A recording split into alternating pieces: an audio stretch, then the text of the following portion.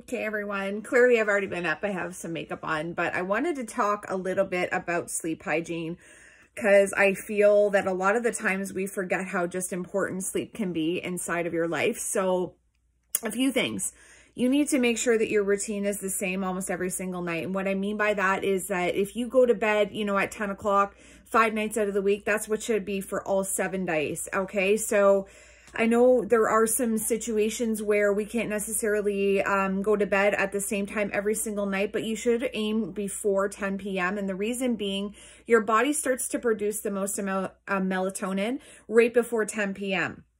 So it's really an optimal time for you to start to fall asleep and to get into bed and to wind down and just go to sleep, okay?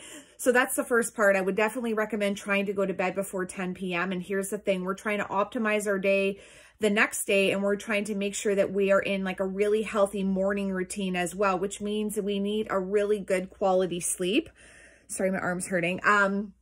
But this is also important for you to get a good night's rest. So I would recommend anywhere between minimally 6 hours and maximum, I would say 8.5 max. Because the longer you sleep, the less you're going to be doing in the morning. And I would recommend waking up really early. I wake up every morning between 5:30 and 6, and this is because this is my routine. And I like to get my workout in before 9 a.m., generally speaking.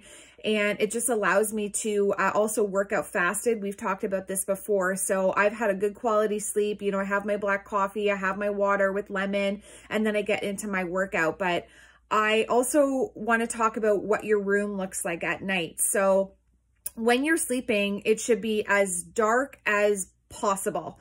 So if you take a look around my room, there's a lot of ugly things in here, but at the same time, it allows me to have a really, really deep sleep. So I, for instance, have blackout curtains.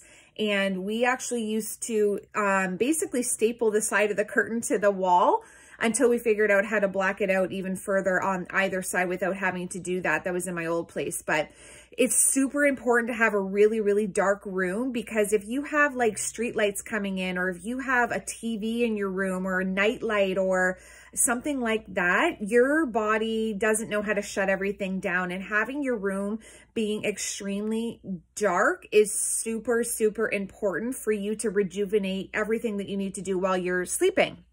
Okay, so to replenish and recuperate and everything else that your body has to go through, it has to be completely and totally dark.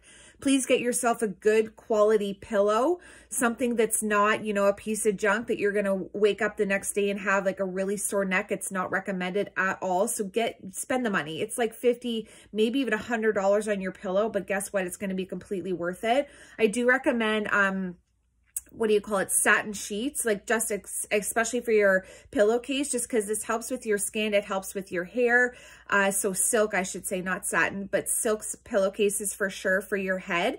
And then in addition to that, the TV time, the cell phone time, the computer time needs to go at least an hour to 2 hours before your head hits the pillow. Put down the phone, turn off the TV, maybe read something, go for a little bit of a walk, even not high intensity, just even a little walk, or just start to unwind. Maybe you can even do a little bit of chores around the house or prep for your workout the next day. Write it down, do your tracker, do your gratitude for the day. Just turn the cell phone off, turn the TV off, okay? Because those blue lights, they can cause cancer. They keep us awake longer. It's harder to fall asleep because of the rays that it emits. So I highly recommend turning that crap off, especially when you're getting really close to 10 p.m., like I said. And then, your water intake before you go to bed should still be high, because we're still trying to get, 8 to 10 glasses of water in a day. However, it's okay if you wake up in the middle of the night, if you have to go pee or whatever the case is. Just try to, limit so much, like say tea and water right before bed. I would say probably like 2 hours, just so you can still get that sound sleep and you're not waking up like 3 or 4 times during the night to go pee. And here's another little tidbit. I've heard a few things. If you have trouble sleeping, pistachios can really help with that. So if you have that sort of as your evening snack, I'd recommend it. If you don't take magnesium or zinc, that's another thing I can recommend for you, especially if you're having you know, some digestion issues. If you take zinc, you might be lacking zinc, but that's something, you know, for your doctor to determine, not me. But magnesium is really good to help you soundly sleep. And another really huge tip that I found helped me a lot when I was younger is actually adding white noise to your bedroom. So for instance, I have a fan in my room and I play it every single night, or I turn it on, I should say, every single night, no matter if it's the dead of winter or it's the middle of the summer. It helps you to disconnect from outside noises. It's very calming. This is very similar to when they tell you to, you know, drive your baby around the neighborhood because it reminds them of being in the womb. It's very similar with your white noise. So if you have issues falling asleep, staying asleep, I highly recommend you get a fan in your room too. It's so important. And that's about it. Make sure that you're, you know, comfortable. You have a good bed. You have a really good pillow. Your room is like stupid dark. Like you shouldn't be able to see your hand in front of your face. That's how dark I'm talking, okay? It's just going to be such a more sound and rejuvenating sleep in the morning. Keep that routine to similar times. So I recommend before 10 p.m. for sure. So you can get up early, get your day started, get your workout done, and then face whatever else you have to do for that day. And then in addition, when you wake up in the morning, make your bed.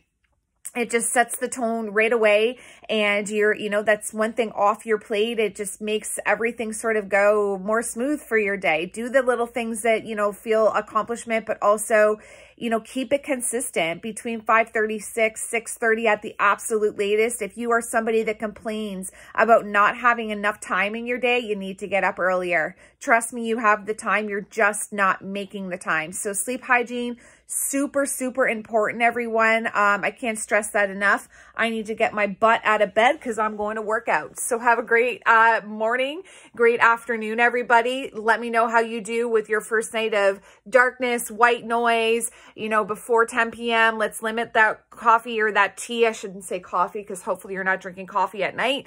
But no caffeine as well. That's another little tidbit I should have told you earlier. Please don't drink caffeine past 3 p.m. I don't care if you can have like a full cup of coffee or whatever it is before you go to bed. It's just a stimulant and your body shouldn't be getting used to that anyway. So limit that before 3 p.m. and hopefully you have a really restful night's sleep. I need to get up and work out. Have a good day.